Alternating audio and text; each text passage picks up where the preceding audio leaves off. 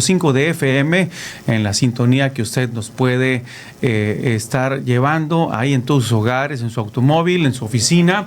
También le invitamos para que nos acompañe a través de nuestras redes sociales como Instagram, X, Facebook y por nuestro canal de YouTube. Usted nos encuentra como W Radio La Paz. Ahí usted nos puede sintonizar.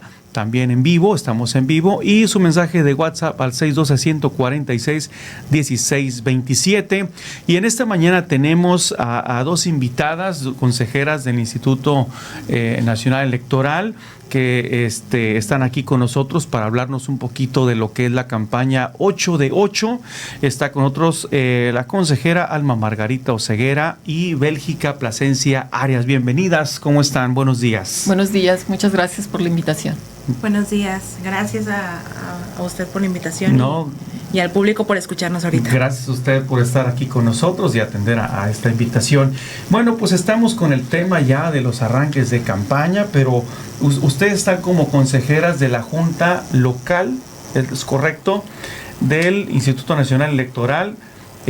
Pues diga, háblanos un poquito, Alma, acerca de cuál es la función y qué es lo que ustedes hacen, qué vigilan, cómo trabaja en este caso la función de consejeras. Bien, el Instituto Nacional Electoral es un órgano, es un árbitro, y le toca organizar las elecciones, y marca una serie de lineamientos. Está regido por principios rectores y una normatividad que le va definiendo cada una de las acciones que le corresponde. Y los consejeros de la Junta Local, la labor que tenemos es efectivamente vigilar el cumplimiento de esa normatividad en el ámbito de las competencias del Instituto Nacional Electoral. Ahí estamos contemplados como entes vigilantes. Somos un cuerpo colegiado, somos 3 mujeres y 3 hombres.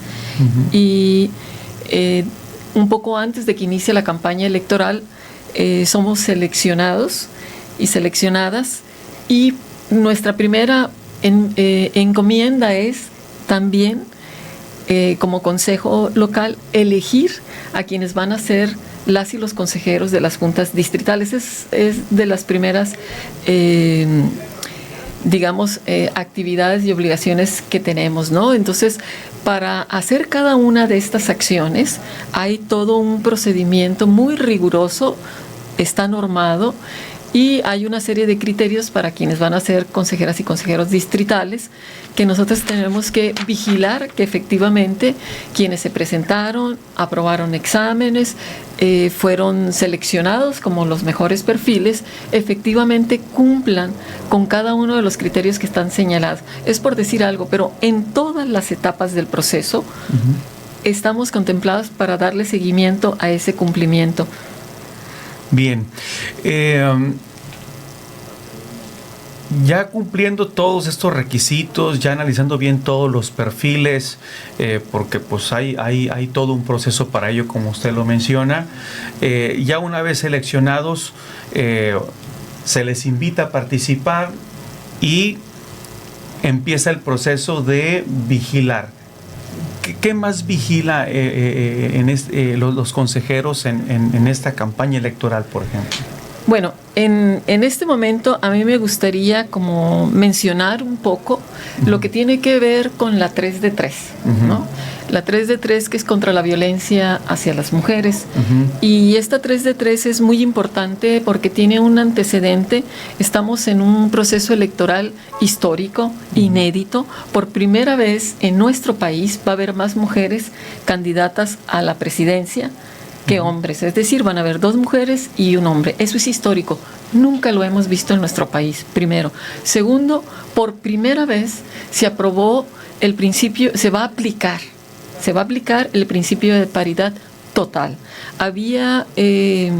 Estaba la paridad, pero primero que paridad horizontal, después vertical, o sea, sí solamente pueden ser diputadas, pero no que pueden postularse para, etcétera, ¿no? Estas situaciones de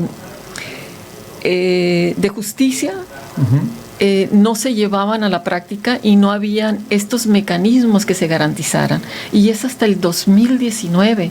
Quienes nos están escuchando les parecerá que esto pasó hace muchos años, ¿no? Aunque dice en el 1917 en nuestra Constitución mexicana que los mexicanos primero eran masculino, somos iguales ante la ley. Tuvo que introducirse la palabra mujer hasta el 53 por una presión. Hay un proceso histórico, etcétera, para que pudiéramos las mujeres tener el derecho a votar y ser votadas. 1953 y entonces sucede en las elecciones del 54. Eso nada más para empezar a dar un antecedente de por qué la 3 de 3 es tan importante. Así como por primera vez vamos a tener a mujeres candidatas presidenciales con un apoyo, un respaldo de partidos mayoritarios, cosa que tampoco había sucedido en la historia de México, y un hombre. Esto se debe precisamente a estos avances. La 3 de 3 hay que verlo en ese escenario. Tenemos convenciones internacionales que México ha firmado y que se hace como país parte. El gobierno está obligado a su vez, a reproducir, digamos, a garantizar los derechos que están en esas convenciones. De ahí viene la ley de acceso que se aprueba en el 2006 y en Baja California Sur en el 2008. En teoría, desde finales de los 80, tenemos convenciones internacionales que están buscando proteger nuestros derechos, ¿no? Contra la violencia, contra la discriminación, pero en la práctica eso no ha sucedido. Y justamente ahí es donde hay que entender la 3 de 3. Es decir, la 3 de 3 es la aspiración de las mujeres, no solamente de México, del mundo. Y no solamente de las mujeres, de la sociedad en general. ¿Por qué? Porque lo que busca es un principio ético de que ningún agresor vaya o esté en el poder. ¿Qué significa? Que ningún candidato pueda ser postulado si es deudor de pensión, agresor o violentador.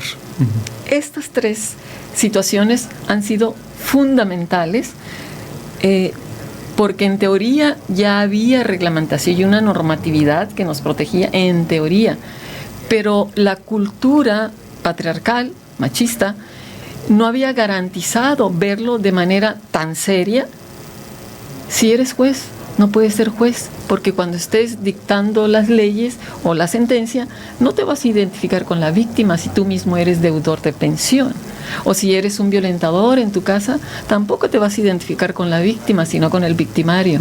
Entonces, esto quedaba tras bambalinas, ¿no? Y con la 3 de 3, eso se ha garantizado. O bueno, todavía no, pero eso es lo que busca garantizar. Bueno, ya están las legislaciones de hace algunos años, como usted lo menciona, y se han ido haciendo leyes cada vez más a favor de las mujeres.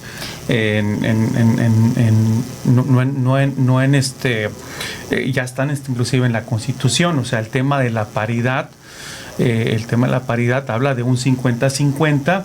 Pero hoy en día la paridad no es 50-50, es decir, si fuera 50-50 no aplica, o ya habría una violación hacia la mujer porque es igual, tiene que ser mayor de mujer para hombres, según lo que me han explicado inclusive los mismos consejeros o los mismos participantes, es decir, si fueran 6 posiciones, no deben de ir 3 hombres y 3 mujeres, deben de ir 4 mujeres y 2 hombres para que pueda ser paridad, cosa que no es la realidad con lo que es el 50-50.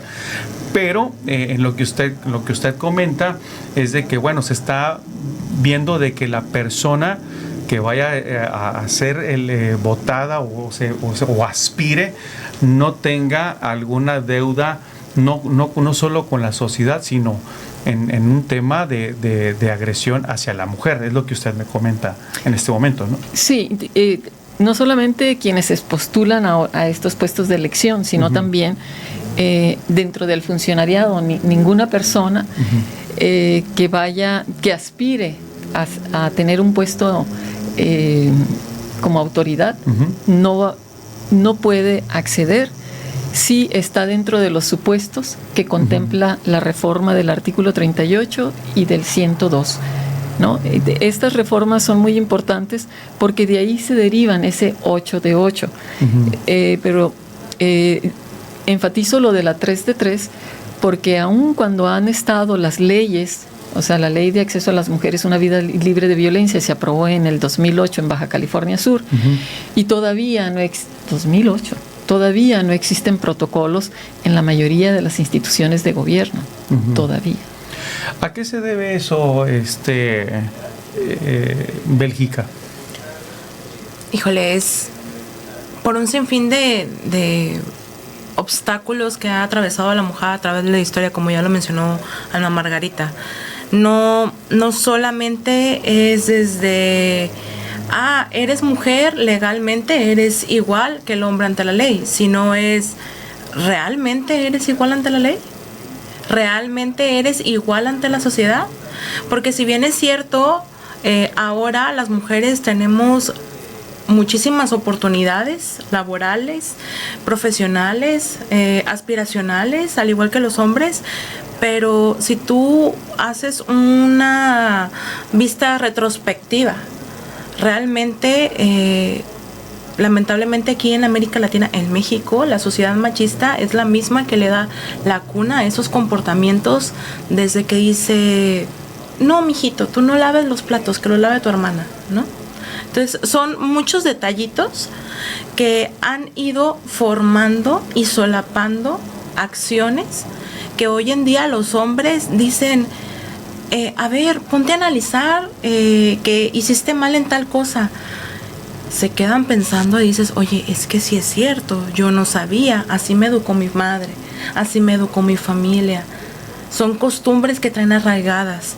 Realmente la 3 de 3, ahora 8 de 8, siento que es punta de lanza, es un parteaguas para que la sociedad, no solamente mexicana, sino la sociedad en general, pueda abrir los ojos y pueda decir, es que es cierto, ¿cómo voy a dejar que un legislador, que una persona que está en un cargo público y que se supone que tiene que ser el ejemplo a seguir socialmente, que es la voz del pueblo, pueda hablar a favor de alguien violentada si es violenteador? O sea, no solamente viéndolo desde el aspecto legal, ¿no? Sino viéndolo desde el aspecto lógico, sentido común.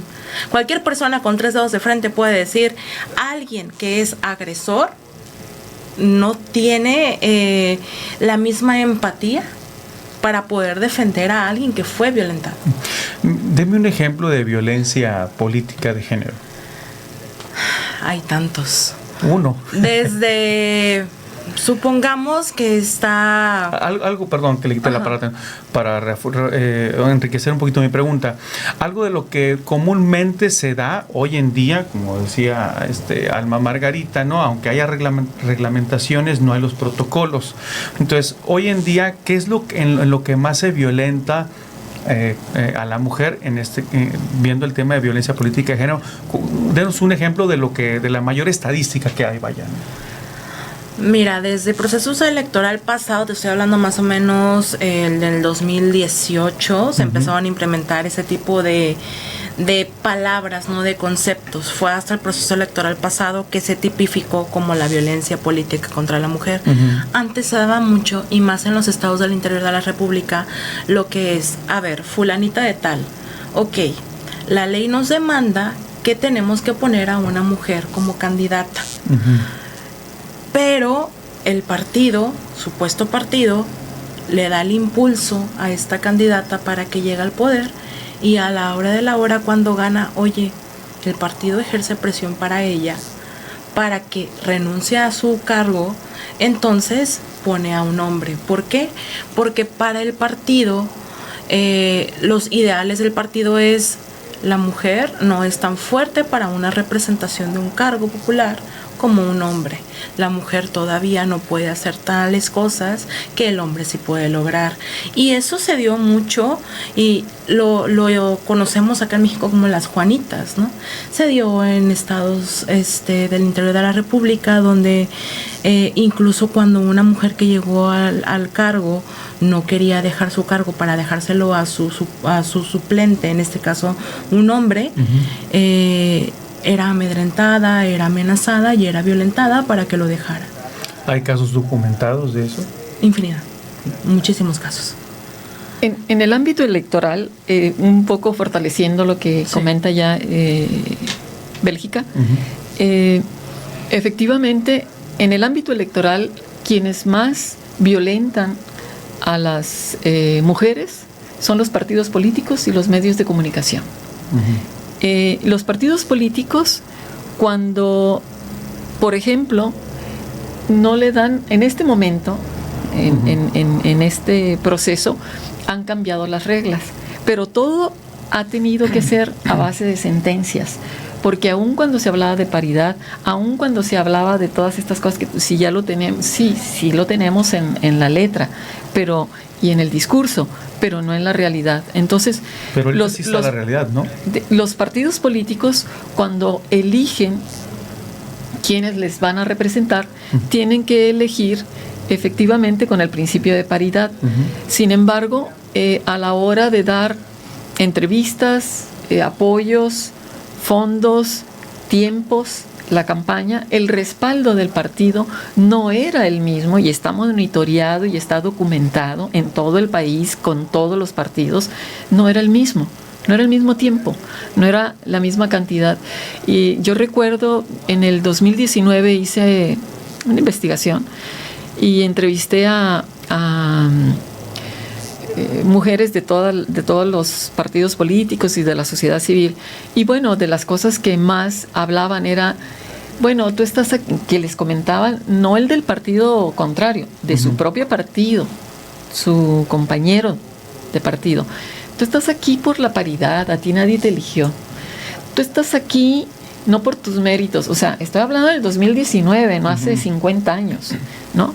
Entonces, estos avances que hemos tenido han sido avances a cuentagota, y ha tenido que ser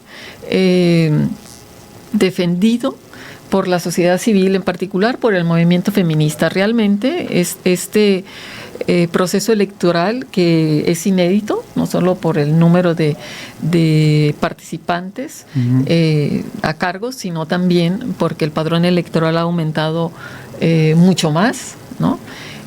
Todas estas características son fundamentales para entender que estamos en un momento muy distinto, con reglas distintas, y que necesitamos de la ciudadanía, de los medios de comunicación, que los partidos políticos se comprometan al 100%, porque son los primeros que van a respaldar o no a quien no cumpla con esos supuestos.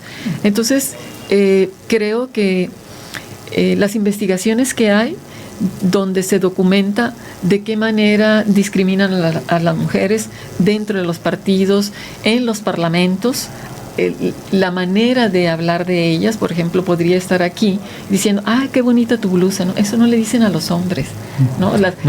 ¿Cómo? No, pero más allá de, ¿no? Más allá de eso, porque seamos mujeres o hombres, bueno, sino es que el halago a una mujer es diferente. Pero es el estereotipo, hombre, ¿no? O sea, si hay una persona que está convocada aquí para hablar de un tema porque es especialista, como puede ser un compañero, a la hora de hacerle preguntas, hay preguntas tan absurdas, y no se le hace difícil que teniendo hijos, etcétera, etcétera. Eso nunca le preguntan a los hombres. Si tú tienes 4 hijos, ¿cómo le haces? ¿Cómo te das tiempo para hacer la comida? O sea, porque ya en el imaginario colectivo de quien pregunta y de lo que el mensaje que se envía es que es la mujer la que le toca hacer todo eso que está detrás de la pregunta, ¿cómo le haces para?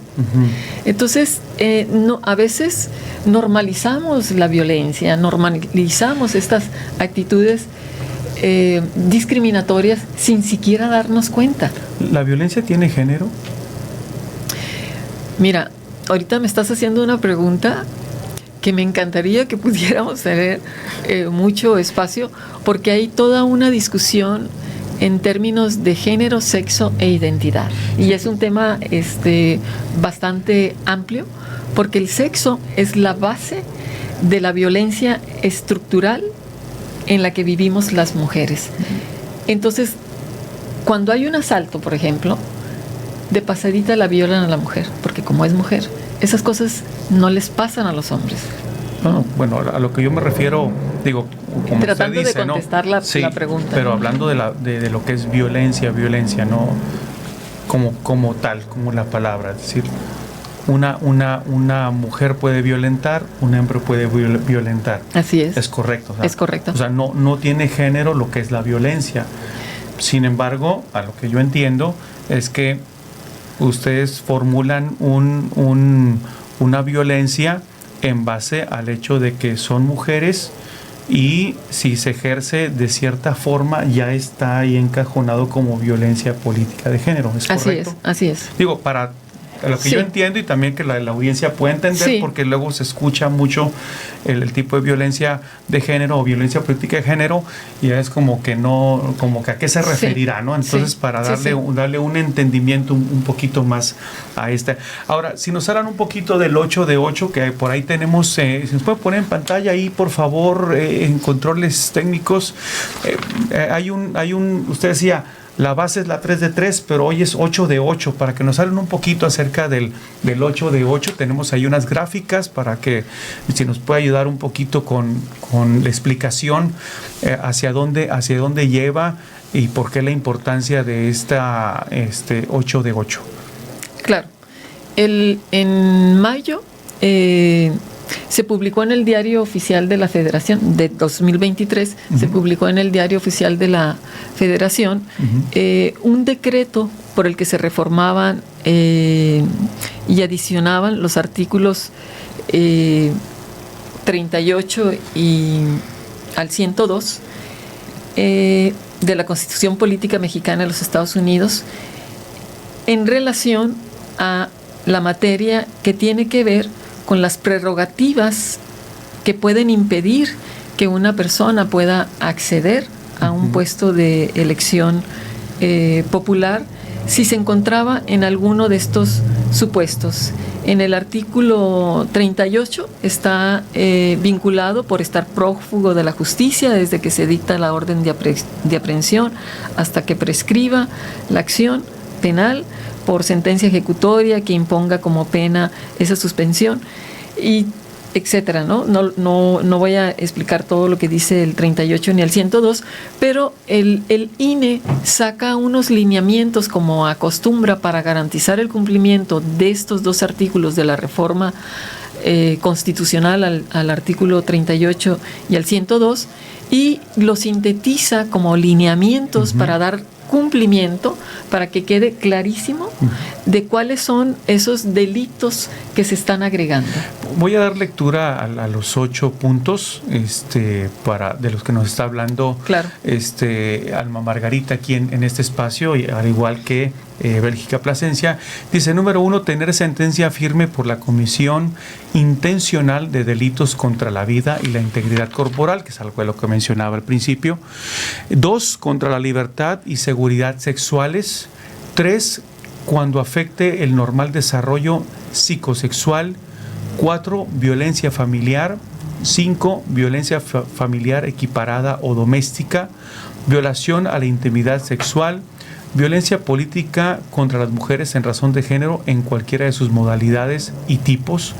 Ser declarada como persona deudora alimentaria morosa. Esas son los 8 supuestos que impiden que las personas sean postuladas como candidatas, ¿no? Es lo que aquí se define en estos 8 puntos. ¿Algún punto en especial? Digo, ya nos ha hablado de algunos, pero algún punto especial que quisiera retomar o darnos un poquito la explicación de esta violencia. Darte un preámbulo de esto, ¿no? Sí, como dijo Alma Margarita, viene de la 3 de 3, pero aquí hay que focalizar cuál es el objetivo de esto. ¿Cuál es el meollo del asunto? ¿Cuál es la médula espinal? El objetivo de la 8 de 8 es súper sencillo: que ningún aspirante a un cargo político de elección popular sea un violentador, un agresor o un deudor alimenticio moroso. Si hay un candidato de los que ya están ahorita y son denunciados por algún delito, hablando en esta línea, ¿entran ustedes ahí a la investigación? ¿Se puede quitar se le puede quitar la candidatura? ¿Cómo aplicaría aquí ya los reglamentos por parte del INE? Mira, Alan, aquí es muy difícil este tema porque causa mucha confusión. Uh-huh. Como bien lo dijo Alma Margarita, esto viene a raíz de la reforma constitucional del artículo 38. Uh-huh.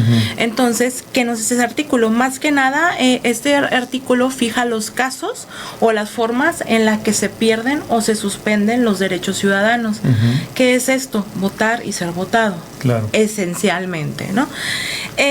Sin embargo, uno de nuestros primeros supuestos de la ley de 8 de 8 es precisamente que tiene que haber una sentencia firme en contra del aspirante a candidato. Uh-huh. Y es sumamente importante recalcar sentencia firme. ¿Por qué?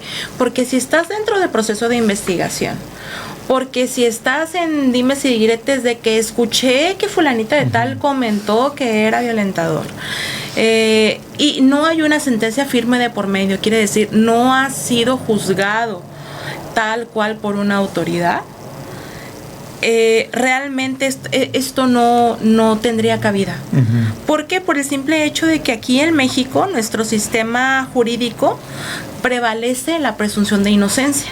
Entonces, hasta que no esté una sentencia firme en contra de un aspirante a candidato o candidata, quiere decir que no ha sido juzgado, por lo tanto se pretende o se presume que es inocente de lo que se juzga. Eso sí es muy importante recalcar. Y pues realmente esta 8 de 8 es un requisito para evitar que las personas, precisamente con sentencia firme de violencia de género, sean postuladas a un cargo de elección popular. Realmente el INE implementará este procedimiento de revisión, como ya lo venimos diciendo, conocido como la 8 de 8 contra la violencia, uh-huh. A raíz de que este es un instrumento normativo básico para poder determinar la pérdida de registro en aquellas candidaturas que por sentencia firme se ubique en cualquiera de estos supuestos relacionados, ¿no? Y realmente que tenga que ver con cualquiera de las modalidades que ya hemos ido estudiando de violencia para este proceso electoral federal 2023-2024. Aclarando, entonces, sentencia firme, punto importante, ¿no? Sentencia firme, y sobre todo que si el caso de cualquier aspirante a candidatura cabe dentro de estos 8 supuestos, se puede dar la suspensión de sus derechos ciudadanos, uh-huh. y la cancelación también del registro o de la candidatura de este aspirante. Este mecanismo busca realmente como finalidad o como prioridad garantizar el ejercicio pleno de los derechos político-electorales de las mujeres. Bien. ¿Algo más que deseen agregar? Bueno, y decirle a la ciudadanía que es muy importante participar, uh-huh. que asistan a votar. El voto es un instrumento en una sociedad democrática muy importante, y si queremos incidir en quienes nos van a gobernar en el futuro, hay que votar por esas o por esos, y quienes identificamos que no cumplen con estos supuestos que se acaban de mencionar, pues uh-huh. que los denunciemos y tampoco respaldemos esas candidaturas.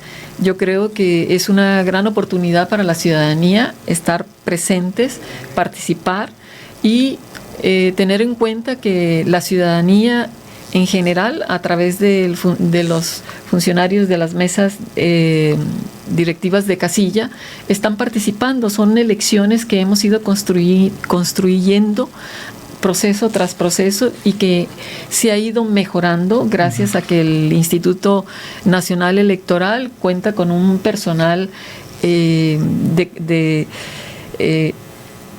suele tener una serie de evaluaciones para garantizar que efectivamente lo que estamos haciendo se pueda mejorar cuando es necesario.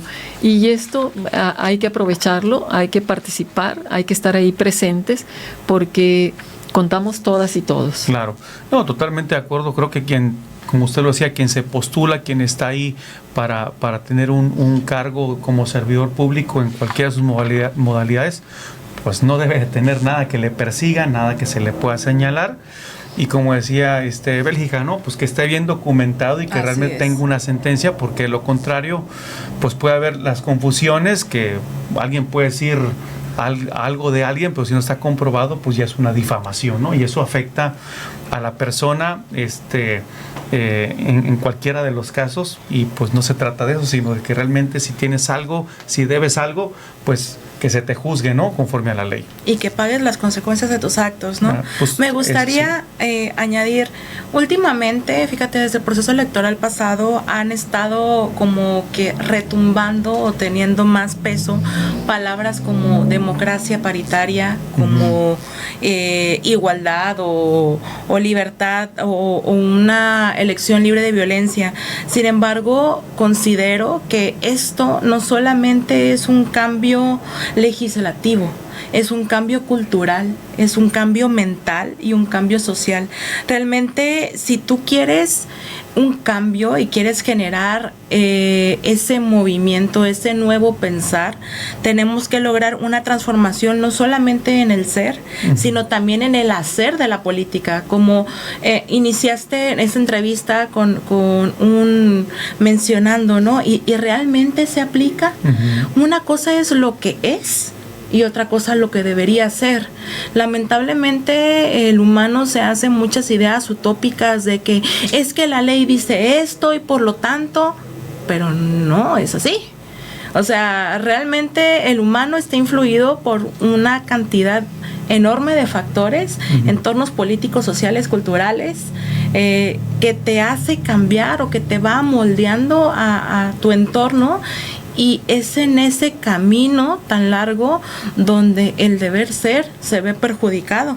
Realmente no hay una varita mágica. Lamentablemente no hay una varita mágica para poder combatir la violencia, pero lo que sí hay hoy por hoy en día, son reglas, son normas y leyes que nos ayudan un poco a ir combatiendo esta lucha, y espero yo que algún día no solamente se pueda señalar y saber cómo se sanciona, sino también se pueda llegar a lograr erradicarla.